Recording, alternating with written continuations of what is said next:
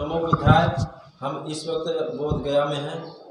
हमारे बीच में प्रोफेसर सुमेधा धनी बौद्ध महर्षि दयानंद विश्वविद्यालय रोहतक से 31 वर्ष सेवा दे चुकी हैं, जो आज बोध गया में मौजूद हैं। हम इनसे थोड़ा जानकारी करते हैं कि यहाँ इनका आने का क्या उद्देश्य था और वहाँ बोध गया में। सबसे पहले हम आपका स्वागत करते हैं अपने चैनल पे और हम आपसे जानकारी लेते हैं कि आप महाबोधि ज्ञान स्थली जो पूरे विश्व में मशहूर है, ऐसे स्थान पे आप यहाँ मौजूद हैं। तो यहाँ से क्या संदेश देना चाहती हैं हमारे चैनल के माध्यम से, और यहाँ आपका आने का क्या उद्देश्य था? इस आपका सबसे पहले हमारे चैनल में स्वागत है। नमो बुद्धाय, जय भीम। मैं प्रोफेसर सुमेधा धनी महर्षि दयानंद विश्वविद्यालय रोहतक हरियाणा से आज यहाँ भगवान बुद्ध की ज्ञान स्थली बोध गया में हूँ और आपके दर्शकों को हमारा नमस्कार और नमो बुद्धाय।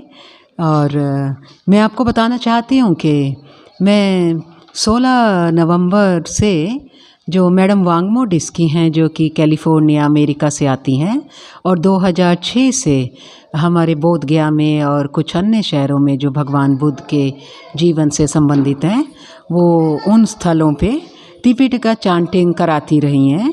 तो उन्होंने हमें अपने साथ इस धम्म यात्रा पे रखा और उन्होंने कहा कि दिल्ली से जो कि 17 नवंबर को धम्म यात्रा निकलेगी। जो ये कारवां है, इसमें एक बड़ी बस रहती थी, एक फॉर्च्यूनर कार रहती थी और एक इनोवा कार रहती थी, जिसमें पूरी टीम के सदस्य, जिसमें साउथ ईस्ट एशिया के भंते, जो कि मुख्य रूप से थाईलैंड, म्यांमार और तिब्बत और लाओस पीरियार इत्यादि, और 5 भारतीय भंते थे। ये सब उस धम्म यात्रा में शामिल थे और इसको यूपी टूरिज़्म ने भी पूरा सहयोग दिया है। तो जिसके ये जो इस साल का 2023 का प्रोग्राम है, तो उसमें 8th international Tripitaka chanting programme 15-16 नवंबर को दिल्ली में रहा और फिर 17 को दिल्ली से निकला, और वो संकीसा जो कि अभिधम्मा की जगह है, 8th इंटरनेशनल अभिधम्मा रेसाइटेशन चैंटिंग, ये 18-19 को संकीसा में। तो हम 17 की रात संकीसा पहुंच गए थे और 18 को जो है धम्म यात्रा और पैदल यात्रा वो संकीसा के स्तूप पे पूरे गांव में से होती हुई और मुख्य सड़क से, और वो संकीसा के स्तूप पे पहुंची, जहाँ पे मुख्य कार्यक्रम रखा हुआ था। भगवान बुद्ध का धम्म चक्र वहाँ रखा गया और भगवान बुद्ध की मूर्ति स्थापित की गई। और ये जो सभी भिक्खु मैंने आपको बताया, इन्होंने वहाँ अभिधम्मा का पाठ किया।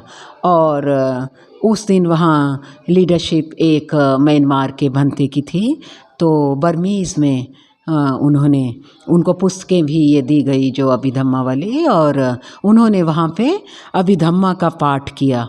तो ये जो पूरे कार्यक्रम है, सुबह ये कहिए कि हम लोग 5 बजे उठते थे, 7 बजे नाश्ता होता था और 8 बजे जो है होटल से निकलकर किसी न किसी स्थान के लिए चल देते थे। तो 8 बजे पहले हमने संकीसा के गांव की यात्रा करी और उसको जानने समझने की कोशिश करी। वहाँ सम्राट अशोक का एक बहुत ही अनोखा एक स्तंभ है, जिसके ऊपर हाथी है और उसकी सूंड तो इस वक्त नहीं है, लेकिन पूरा हाथी है और बहुत ही अनोखा दृश्य है। मैंने भी पहले नहीं देखा था ये वाला स्तंभ, और वहाँ तक भी हम गए और हमने देखा कि संकीसा जितना प्राचीन बौद्ध स्थल है और अभी इसकी खुदाई भी नहीं हुई है। सरकार को अवश्य रूप से इसकी जल्दी खुदाई करनी चाहिए, क्योंकि ये एक बहुत ही प्रमुख स्थान है और राजधानी से इतना ज़्यादा दूर भी नहीं है, कुछ 300 किलोमीटर प्लस दूर है।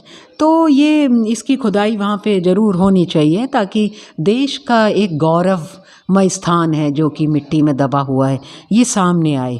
तो ये जो हमारी पूरी धम्म यात्रा के हमारे भिक्खु लोग थे, तो इन्होंने वहाँ बैठ के अभिधम्मा का पाठ किया और इसमें लोकल भंते भी रहे, भंते और भिखुनी भी थी। और ये एक तरह से हम कहें कि दिन छुपे के वक़्त ये कार्यक्रम पूरे दिन का जो है समाप्त हुआ। और इतना सुंदर ऐसे लगा कि जैसे भगवान बुद्ध के समय में संगीति होती होगी। तो वो पूरे जो एक ऊंचा स्थान है, सबसे ऊंचा स्थान है, उस पे हम बैठे थे। और ये हमारी जो, हम उसको इंग्लिश में मीटिंग कह सकते हैं, कि अभिधम्मा पे ही डिस्कशन हुआ। जी बताइए आगे क्या जानना अभी चाहिए। आप बोध गया में आई हैं, यहाँ का उद्देश्य आप बताइए। अच्छा, 1 मिनट, ये खोल रहा है ज़रा उसकी एग्ज़ैक्ट।